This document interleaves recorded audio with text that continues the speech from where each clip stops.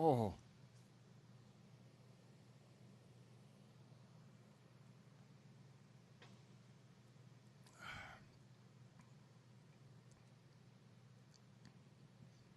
For the one person that is viewing, I'm just waiting for the furnace to cut off, and then we'll get this show on the road.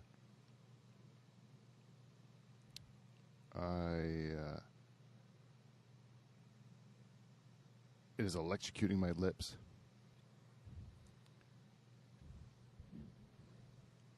All right. Come on, man. Hello, hello. There we go. We're all working. It seems like we're recording. I've double-checked that we are live. It actually says that we have a connected viewer. I'm just going to do a clap. There we go. All right.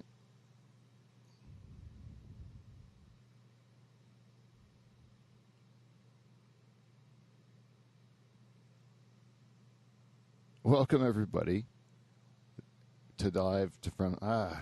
Welcome to the Dutch Hall. We're live streaming. We're on YouTube. There's one person that's patiently waited for 3 days, I think. And I have to apologize. The furnace is still running. I started it with it still running, but I'm going to keep going. This happened on Thursday. We did what was, by all accounts, the perfect live from the Dutch Hall. The perfect show. We started at 9 o'clock on the button, which has never been done in Dutch Hall history. We've never started on time. We've always had technical difficulties. We've had problems with the host trying to get his act together, trying to figure out what he's going to say for an hour or whatever. And this Thursday, I had a board set up with all the topics. I had, thank God the furnace is off. I had everything set up and ready to go. Kevin Van Dungeon came in here. It was great help. Sit down. We're ready to rock in advance. We made the stream run a couple seconds in advance even. And then we start the show. And without a hitch, we go off. It's the first bit of the show. Beautiful banter, nice stories of Kevin and our childhood, some funny stuff. Gold. Dutch Hall gold we gave you, and then went on. We did did all the segments right on time, like clockwork. I'm sorry, I wanted to say we did the feedback segment right on time, and it was a great show by all accounts. Of course, at the end, I look and I did not hit start stream. My old man eyes deceived me, and we did not record the show at all. And so for that reason, I am doing a solo show on a Saturday morning, or it's Saturday afternoon now, in the shed by myself, which is probably my least favorite thing in the world to do. And I would say it is because you seem like a crazy man. You're in a shed by yourself. When I'm talking, at least with one person, when Kevin was here, I could be speaking to a live human being, and it would be back and forth banter. I could bring up a subject. He would tell me what he thought. He would add to whatever I'm bringing to it. It was better, This is me alone in a microphone, one person listening, unlistening, listening again on the live stream. It's a lonely, lonely pursuit, and therefore it is making me very nervous to start the show. But I got to tell you, we got some really cool stuff I got planned for you. We're going to do some of the segments that we did with Kevin, where I dug into the world. Some of them we're going to save for when we have people back in the hall, because I think they're better if we get other people's opinions on some of these matters. We did a segment on the smartest animals in the world, which I have strong opinions on animals. I don't know why. I just do. I have strong opinions about them. I think that I get really fired up when I talk about animals for some reason. And so I'd like to have that conversation with other people, see if they share my enthusiasm on some of these opinions I have. So I'm going to leave those out for this week. But I did get a couple more stories about what's going on in the world. And I also have a nice segment of this fella who helped me get through the lockdown during COVID. My daughter started following him on TikTok, and he became kind of a daily part of our daily routine. And the guy, I think, is a good news story. I don't like TikTok, and I don't generally like a lot of the hateful stuff that it's on there. But this is a good news story, so we'll end the show with that one. So I just wanted to apologize for last week's show, too, while we're at it apologizing. During the show with Tig Wright, our first live stream, my wife had brought me in these cauliflower bites before the show, and they were delicious. And I hadn't eaten all day, so I was just wolfing these things down. Didn't even have a fork or anything, just wolfing them in my mouth. And I'm partway through the show, and I am just billowing up with gas, like filling up like a balloon. You can just feel my whole body gurgling. And you can see if you watch the live stream, part of the way through the show, you can see me always just leaning up and just cranking out gassers the whole show.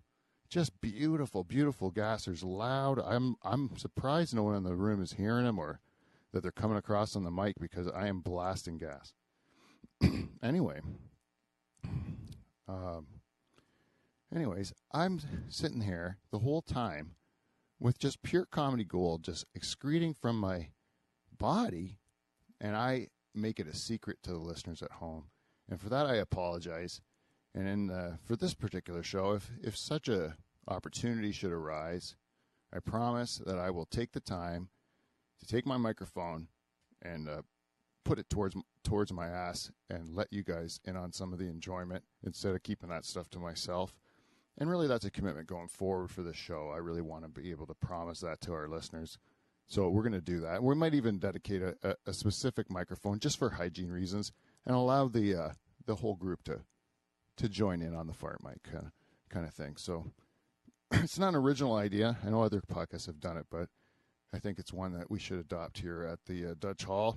And so let's know what you think about that. Well, while we're saying that, let us know what you think about that. I haven't even started the show yet. And there's only one way to get this show started. You know what that is, people. That's our theme song.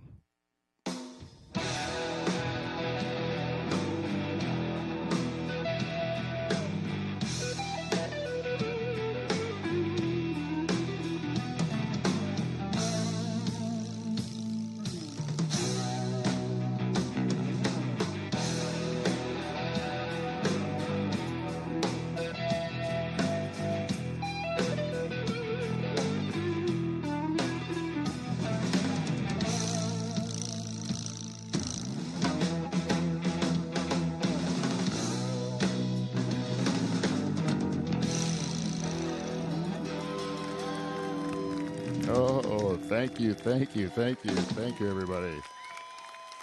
That's more like it. That's the way to start a show. Even if it's just by myself, we have the beautiful canned audience. Thank you, everyone. Welcome to the Dutch Hall with Pete Van Dyke. I'm your host, Pete Van Dyke, and as we said, I'm here alone in this shed. And thank you to the greatest band in Canadian late-night history, The Nocturnal Emissions, for that theme song. We're going to get the show started. As I said before, we got a lot of stuff lined up. We got some stuff going around the world that we're going to talk about, and we also have a nice segment with Rohit to end the show and his quest against addiction, and we'll talk about that. But there's only one thing we should do before we get into all that, and that's a segment on our show that we call Feedback. We got feedback. We got feedback.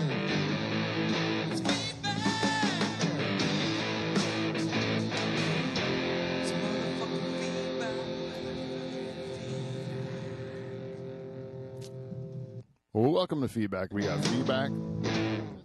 This week's segment is brought to you, as always, by our friends at Amazon. Go to our website, livefromthedutchhall.com, and you click on our Amazon banner, and you do all your shopping, and it'll be just like normal, except for a little bit of the money, a little bit of it comes back to help this show and help replace the dying equipment that we have here. So thank you very much to anyone who's done that, because it's very easy to do. And I'm going to put more of those banners, so if you can even find those on some of our socials, as well as our YouTube page, and any of those things. So please subscribe to the YouTube page if you haven't already, and you can get notices when I have to do a live stream on a Saturday like today. And also, I just want to know that Spiky Ball Studios has changed their focus. Due to COVID, we are now focusing more on live entertainment as it becomes able to do. So if you're in a situation where your area is opening up and you're looking at opportunities to get people together for live entertainment, please keep Spiky Ball Studios in mind. We specialize in live comedy, but we also have a roster of musicians that we can suit pretty much anyone's needs for entertainment. Let us know for your social gathering, fundraiser, or just for your an event at your local establishment that you'd like to draw people into. Get a reason to get people together again. Hopefully, as these vaccines kick in, this will happen quicker, and we'll start going quick. So right now, we're touring a show, or we're pitching a show, trying to book it with me and Justin Gale. It's called the Double Album Comedy Tour, and we're currently looking for venues across the country. So if anyone is interested, please contact us at spikyballstudios@gmail.com. Thank you very much. That's Spiky Ball. Who else do we got for ads? That's it for this week, I think, for ads. So you're done with that. I just wanted to get to, every week we ask our listeners to provide us with feedback. And we tell them go to the Dutch Hall at gmail.com, live from the Dutch Hall at gmail.com. You can go to Facebook, Twitter, Instagram, all that bullshit, and tell us what you think of the show. And we got this message a while ago from a longtime listener, and it's Bonesy. Bonesy said, wait, it's Bonesy. I think this is not a way. This is a longtime listener. We need to give him recognition. Bonesy. Thank you. That's enough. Well, they used to stop it with the old soundboard. That would stop it. But anyways, Bonesy deserved the full applause there. Bonesy gives us a message, and he says, "Hey, Pete, I wanted to let you know that I'm still here and still listening. Thank goodness. Thank goodness for that. I would like to commend you for being forthwith," which is a very fancy word, Dave. You know that. That's a very fancy word. "And coming out of the closet, as it were." Well, and thank God he put in parentheses mental health, because I had been drinking quite a bit on the shows in past years, and I did not know if maybe you knew something I didn't. But reason mental health. I have no idea why society, although it is getting better, is taking so long to come to its senses and treat these issues like any other medical issue. I commend you for taking a stand and being open. It's the only way we will overcome the stigma sometimes associated with any mental illness. Well, very well said, Dave. Bonesy, thanks for sending that in. And I agree. It's something that, like, I think about with my kids, and some of the struggles they have. It's nice to know that they're living in a world now where those struggles are handled early and they're able to get the help they need so that they can have tools in their life to deal with these issues. And, I think about, how, that would have been great when I was a kid to have the same sort of knowing then what we know now. It would have been great. I wouldn't have had to struggle as much as I did. So I think that for me, it's not really a problem to talk about, because it seems to me to be quite a bit similar to as if I had well, it's really easy for me to compare cancer to mental illness because I have both, and I can see both of them as being like, one's my body's not working right, one's my brain's not working right. They're both kind of health issues, and I don't see the difference. I don't feel kind of like sheepish about telling people if I'm not feeling well because of my cancer, and I don't see why I should be ashamed to tell people I'm not feeling well because of my bad noodle. So anyways, if it helps people that I feel that I'm able to talk comfortably about it because it's just a part of my life, I'm glad that it's able to make them feel less ashamed if they do feel that way, because you shouldn't. It's just one more part of your body that's like malfunctioning, and you just got to figure out a way to treat it, deal with it. And we do have a sponsor that's going to help with that, but I am one little step away from adding them to our show. So stay tuned for that. And Dave goes on to say, sorry about how the Delhi situation turned out. I have also had run-ins with the bylaw office, bunch of pricks. So, Bonesy, I couldn't agree more. Thank you very much again for your feedback. And so if you would like to, in the future, provide your feedback, you can do so at those ways I mentioned, live from the DutchHall@gmail.com, thedutchhall@gmail.com, or get me on the DM me on all the socials. You can find us at Live from the Dutch Hall, the Dutch Hall, or Dutch Hall. Just put in Dutch Hall, you'll find us. And subscribe to us on YouTube. That's great. That's what. Till next week, that is our feedback segment. So, because I am doing this as a penance for my mistake of not recording last time, I will now. I had to turn to the internet because it's pretty boring for me to just ramble on about whatever's bouncing around my head. So I was like, well, let's see what's going on in the world. And leave it to the Germans. The Germans. Speaking of Germans, let's just preamble the German thing for a bit before we get into the Germans. Because, to be honest, we used to have a guy on this show. He was part of the Nocturnal Emissions, a big part of our show, Steve the Reluctant German. And hopefully Steve will be in again in the future. But Steve was a reluctant German. He sat here in the Dutch Hall as a reluctant German and took a beating from a lot of us who came from Dutch heritage. Many of us, like including me, my cousin Michael, who is also in the Nocturnal Emissions, and also the balls of the Nocturnal Emissions, the Honorable Whiskey Wes Hagens.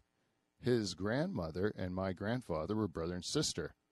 And back in WW2, when they were like teenagers, the Germans, when they were occupying the part of Holland that my family were from, they wanted this castle in the town of Gemert, where my family was from, and they took over and the people in the town went into the castle, and they kind of used it as a fort to hold up and protect themselves from the Germans. So what the Germans did is they went to the country where my grandpa and Whiskey Wes's grandma was, and they rounded up the farm kids, and they put them on the wall, and they said, if you don't give us the castle, we're going to shoot your people.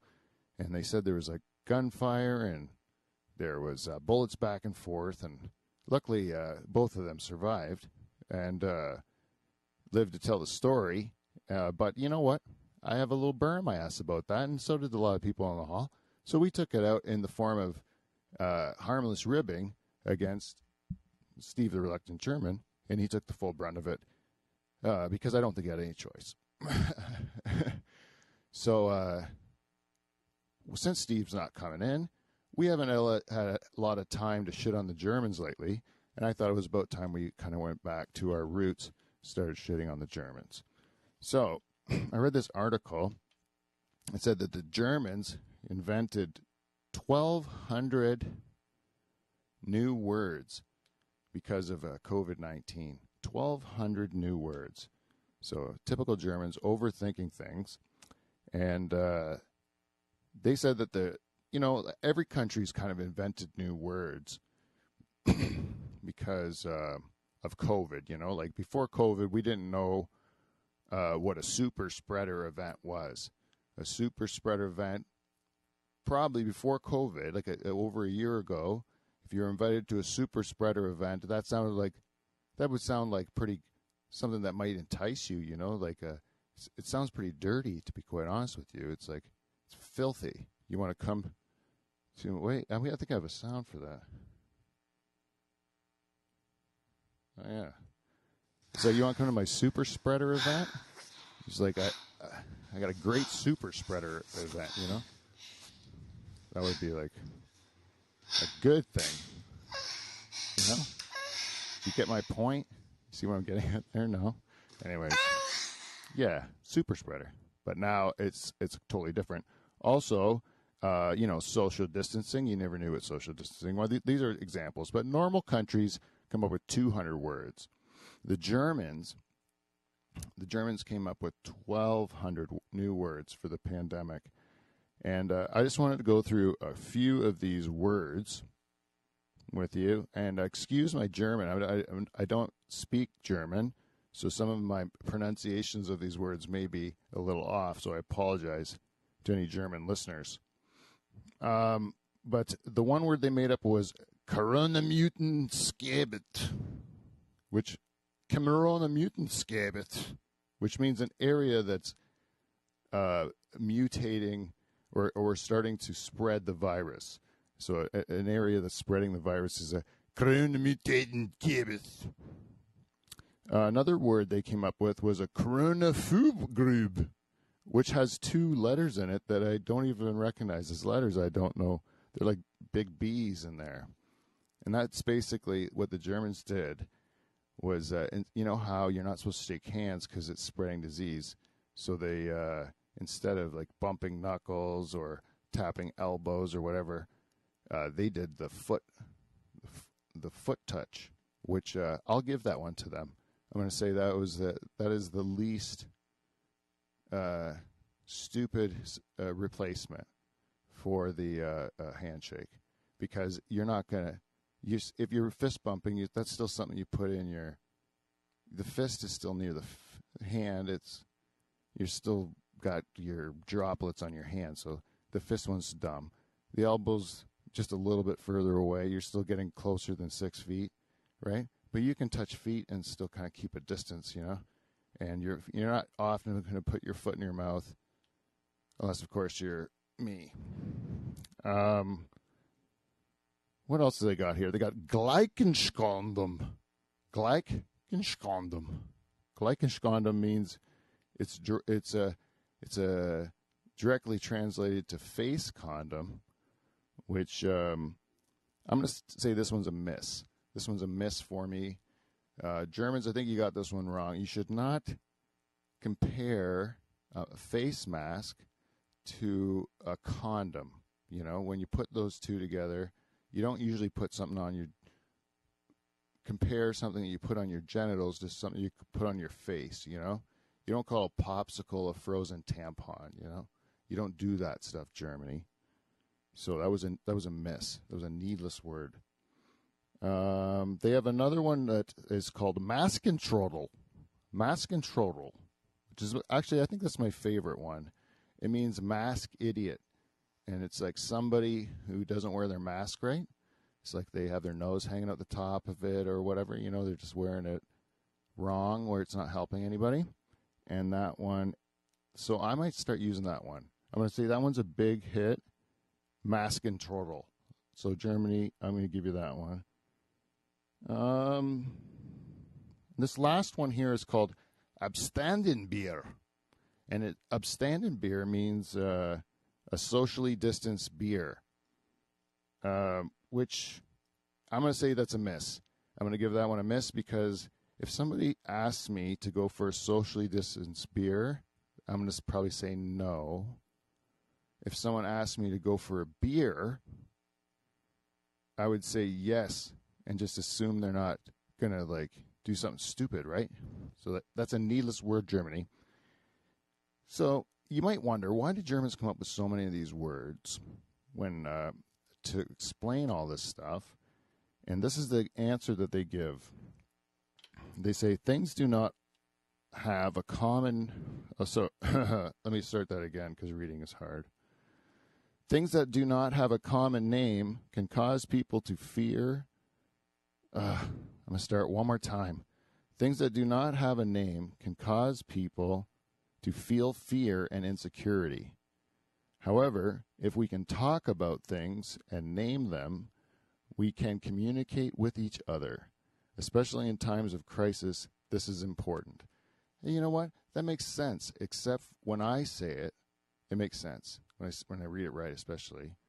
It makes sense because it's in English when I read it, and I'm saying it in a reasonable tone.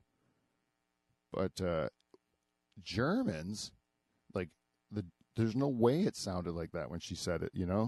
It would sound like like things do not, like it would sound sneaky, like things do not have a name unless we can, fuck. You know what I mean? Like a German isn't, there's a reason. Germany has a lot of great ideas, but why isn't the world listen to them? It's because it comes out German when they talk, and it sounds crazy, like do it. I'm amazed they still make Germans, like, because how can you maintain an erection with that language? It's just so gross. I think that's why German pornography is so twisted, is because whether they're saying, will you sweetly make love to me, or will you take a dump on my chest, it still sounds gross in German. I think there has to be they have to be quiet if they want to make more Germans. That's what I say. Speaking of COVID and languages, and how you can do something that you think is really smart, and then it can be really stupid because times change. A Kentucky woman gets a tattoo that turns out to be very stupid. This girl, Lee Holland, said she pondered her self-affirmation tattoo for 2 years before she finally got it. And she got it, as it turns out, on March 4th, 2020, just before COVID really hit. And this woman immediately regretted it because what she decided to tattoo onto her body. And this is what I think, when you're going to tattoo something, if you tattoo just like a symbol, a picture, something like that, you can kind of like change the story, even if it doesn't make sense anymore, like you could say, like, those used to be my girlfriend's initials, but now it just means like that, it means something different. It means like Big Pete, it doesn't mean like Betty Peterson, it's Big Pete now, you could do that because it's like a vague enough that you could change the meaning. But when you write text onto your body, you're saying something, and as the words change over time, which they tend to do, your meaning is going to be interpreted by the people who read your body. That's why text, I think, is a weird thing for me to tattoo on myself. I'd have to feel real strong about it. Anyways, this woman, what she decided to tattoo on her body was courageously and radically refuse to wear a mask. Courageously and radically refuse to wear a mask. And now she has that on her body. She has to constantly like explain to everybody that sees it. I don't even know the story. I guess that she's not an anti-masker or something like that. Anyways, it just shows you, think twice before you tattoo, I guess. Police arrested 6 people in Hollywood Hills for changing the Hollywood sign. And there's only so many things you can really change the Hollywood sign to. And this one, they decided to go with Holly Boob, And I thought maybe it was women. Is this the Women's Month now? Is it Women's History Month in March or something? So maybe. And so, anyways, these people come down the hill. There's 6 of them. They get arrested immediately. It's like a half hour, and then they're arrested. And the police said they didn't do any damage to the sign. All they did was like temporarily make it look like it said boob instead of wood. And then they could just take down what they put up once they took their picture or whatever. So harmless as it is, they're still charged. The immediate response to the police was that they were trying to bring awareness to breast cancer. And then one girl, Julia Rose, the founder and CEO of the adult magazine Shag Mag, she was also arrested, and she took full credit for the prank, but she said it had nothing to do with breast cancer. She told Vice that it was to get the attention of Instagram head honcho Adam Mosseri. She said that the social media platform suspended both her personal and business pages, which have 6 million followers, due to nudity. She says her product is nearly identical to that of Playboy's, and her content may even be considered safer than what Playboy has been allowed to publish on Instagram. And she wants to know why they're picking and choosing which accounts can show boobs. And so, for this reason, you have breast cancer, very important, and now you also have why can some people show their boobs on Instagram and some people not show their boobs on Instagram, also very important. But I'd give the edge still to the cancer on that one. What else? Oh, students, I want to say we have an international following on this program. One of the, I just got a new listener, I think, from Singapore. And Che from Singapore, I want to say, give a shout out to Che from Singapore. Thank you for listening. And so I said, you know what, if we have an international audience, I want to start digging around international news. And I found this, this is actually from Taiwan, this story. And it's talking about how students were legally changing their name to Salmon in order to get free sushi from this place. The incident has been dubbed Salmon Chaos in their local media, and it's seen lots of young people changing their name at government offices. This was started by this Japanese chain, Sushiro, which ran a 2-day promotion, which said they can give you all-you-can-eat sushi to any customer and 5 friends if they change their name to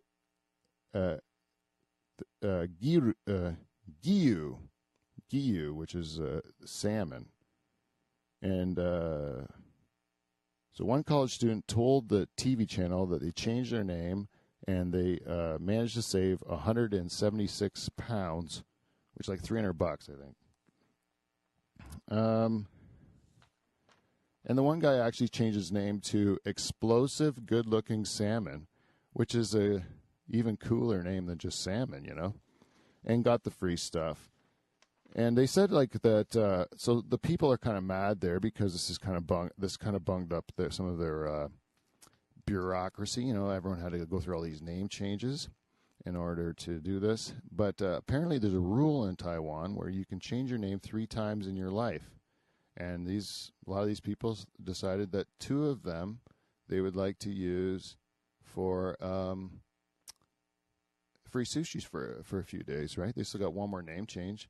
They change it once, and they change it back, and then they just have still one more name change for when they come up with the best name to ever change it to, which when you have what was that guy's name? Explosive Good-Looking Salmon? Like, I won't even change it back. One name change, you still got 2 in the pocket. Keep it. And if you want to get mad at people for using the bureaucracy that you created, like, that's your problem, government. I don't care where you are in the world.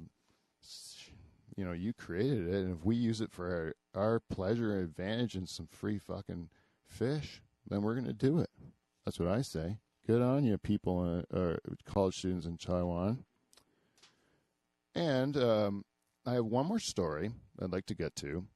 This one is for the ladies, and it is because it's Women's Month, I decided, you know what? We have a lot of women listeners. We're probably about 60-40, to be honest with you. We're about 60% male, 40% female. But we do have a lot of female listeners. So I thought for the ladies this episode, I said, you know what? I bet you a lot of women listeners that listen to my program over the years, you know what I think that they've always wanted? I think that they've always wanted to have some remedies for period cramps mansplained by Pete Van Dyke. And I thought, well, this is the episode where I'm going to give it to you girls. All right. I found this article online, by Dr. Shri Data. And she's a gynecologist, and she shares 6 tips for battling uncomfortable cramps during your menstrual cycle. All right? Let's just go through these quickly, shall we? Gentle exercise. I know you're not really feeling like it sometimes, girls, when you're going through that time and you're not feeling yourself and you feel all bloated and crampy. It's just really, really uncomfortable. It's not the time you think you want to do gentle exercise, but whatever you can do. You know, a little anaerobic exercise like walking or yoga, it'll just stimulate some beta endorphins, get those feel-good hormones going, and it'll help relieve some types of pain. You know? Number 2, follow a balanced diet. She says you want to find stuff that are rich in complex carbs and high in fiber. Fish, nuts, and calcium are also helpful. Drink plenty of water, which decreases bloating, which makes the pain worse. And keep a bottle of water handy to just top up your intake, you know. This is one that I had never even heard of. TENS machines. I don't know if you've heard of a TENS machine, but it's used often to help with labor pains, but it can also help with menstrual cramps. It's a small battery-operated device where leads are connected to sticky pads, and you attach them to your skin, and it just, I don't know, gives you like a pulse of, like a bolt of electricity or something, and you feel better. It alters signals to the brains affecting hormonal balance and blood flow, which will affect your pain level. And this is one where I know that most of my women that listen to this show won't like to hear, but quit alcohol and smoking, blah, blah, blah. They always say that.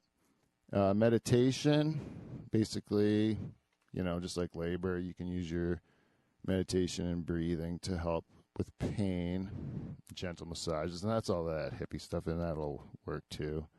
And that says pain relief. You can still get drugs and stuff like that, but if all that's still a problem, you should see a doctor, ladies. And that's the episode. That's my segment about mansplaining the period with Pete. And so, I whizzed through this show as I always do when I'm by myself because I'm nervous and I talk fast. But I'm going to end the show with something nice. As I said, most of the time on the internet, especially TikTok, I get frustrated hearing some of the crap that comes out of my kids' phones and stuff like that. But during the lockdown, there was this, I kept hearing this voice daily. I would have like a daily kind of like, I would hear the same guy's voice. And so I started taking interest in it. And over the beginning of the pandemic, it was really interesting to see this guy's progress and how he was developing. So I thought I would introduce this fella to the Dutch Hall audience if you haven't met him yet. His name is Rohit. And, well, I'll bring up the video. Hold on. I just want to have a sip. Before I bring up the video, I want to show you that we do have these available for sale. These are Rooster Sucks Balls stickers. And you can find them too. I like to put it on my coffee mug. I don't know what my wife's going to think yet about when we try to put in the dishwasher. That's a delight. Anyways, we want to get you. We'll introduce you to this fella. I think you're going to like him. His name. Let me just see here. I got so much technology, I don't know how to use it. Okay. Let's go to. There we go. And all right, this is Rohit. Hello everyone. I have an addiction of drinking fizzy drinks. So this guy, he's addicted to fizzy drinks. And he comes on TikTok every day and he just tells you how he's doing. To stop immediately, but I haven't been able to do so yet. I have decided to drink just one day, Sunday, every Sunday, a fizzy drink. Let's go. Let's see how it goes. He started... Just to let you know that it's almost 24 hours now and I haven't had any fizzy drink whatsoever. Hello everyone, second day today. No fizzy drinks. No fizzy drink today for me. No fizzy drink for me today. No fizzy drink for me today again. no fizzy drink for me today, and tomorrow is Sunday. And you remember I said previously I'm going to have one fizzy drink on Sunday, but guess what? I'm not going to have any fizzy drink tomorrow. You know why? All because of the support, motivation, feedback, and encouragement you guys have given. I don't crave it anymore. Overall, no fizzy drink in 6 days. 6 days? Like, this guy is really addicted to fizzy drinks. Like, I have started seeing some very minor changes, like my face has reduced just a bit, my stomach has gone in just a bit, so I'm really happy, but I'm more concerned about the internal healing. So thank you once again, everyone. Overall, no fizzy drink in 9 days. I really want to share something with you all. Since last few days, I'm noticing that I'm not waking up at the middle of the night. This used to happen a lot before. But now I sleep in the night and I wake up straight away in the morning. I feel so relaxed and refreshing. These are really good signs for me. Overall, no fizzy drink in 17 days. Thank you very much. Hello everyone. No 17 days. This keeps going every day with no fizzy drink. No fizzy drink. No fizzy drink for me today. Overall, no fizzy drink in 20 days, 23 days, 26 days. You can see the guy like melting the weight off of him, man. Since I had a fizzy drink, this is a big milestone for me, and the whole credit goes to you all. So thank you very much. To celebrate this, I'm going to have a glass of water. Oh, when he celebrates with water, he pounds the water back, pounds it back. Like if this is how he's drinking fizzy drinks. Overall, no fizzy drink in 30 days. Thank you very much. Like he sucks it back, can't even breathe. Anyways, the guy keeps going. 45 days, no fizzy drinks. Just keeps going, no fizzy drinks. Hello everyone. No fizzy drink for me today. With the help of you all, today I have broken the 9-year-old record of 45 days. To celebrate this, once again I am going to have a glass of water. Yeah, he celebrates this water, but he pounds it like it's like... Let's continue this journey together. Overall, no fizzy drink in 46 days. Thank you very much. The thing about this guy is that's really the incredible part of the story for me is that Rohit, normally people shit on everybody on social media and stuff, and this guy, it's all positive and everyone's just encouraging him, and it's really like a good story. And when I started hearing the fizzy drink stuff, I got interested too. Is he still off the fizzy drinks? How's Rohit doing? And it wasn't them doing Apu imitations or whatever. It wasn't them calling him a fat fuck or anything like that. It was just them like, you can do it. We're gonna encourage you. So for as much as people crap on socials, good for the people that have encouraged this guy. And he's still going strong by all accounts. He's still off the fizzy drinks. Hello everyone. No fizzy drink for me today. Now I have completed 8 weeks of having no fizzy drinks. Before, if someone would have said to me that I'll win a lottery of $1 million, I would have believed it. But I would have never believed if someone said that I will not have fizzy drinks for 8 weeks. But despite all the odds, I have done it, and the full credit goes to you all. So let's continue this journey together. Thank you all. Overall, no fizzy drink in 56 days. Thank you very much. Good for him, eh? Anyway, so that's Rohit, everybody, and I just wanted to introduce him to our audience. If you do, I don't even know how to follow the dude. I should have figured that out before the show, but I thought that was a good story. That guy's a good story, and it's a good sign that there's still good people out there that are still helping everyone out. And I hope that's what this show does for you guys too, because it is what it does for me. It does help me out greatly to know there's people out there that listen to this or watch this stuff. So if you'd like to keep supporting the show, there's a bunch of ways you can do it. You can just keep listening and keep. You can also provide us with your feedback, or you can, if you'd like to, you could sponsor our show in some way. If you have a business that you'd like to promote, you can sponsor us, give us a message at thedutchhall@gmail.com, or you can also go and support us by clicking our PayPal link on our website, livefromthedutchhall.com, or you can go to our Dutch Hall Patreon page, which is active but not officially launched yet. And that will keep us from having to get sponsors if more people will and if you do sponsor us in Patreon now, we will grandfather you into the ad-free space once we have all that stuff worked out. So there's lots of ways that you can support us. And the other way you can do it is share our episodes on socials or just tell a friend that we exist and have them check us out. Next week we have actually Mike Bowe and Adam Hill will be coming in from Crown and Lion, and I'm looking forward to that. So stay tuned, and for all of you guys who tuned in, thank you very much, and we will see you next Thursday.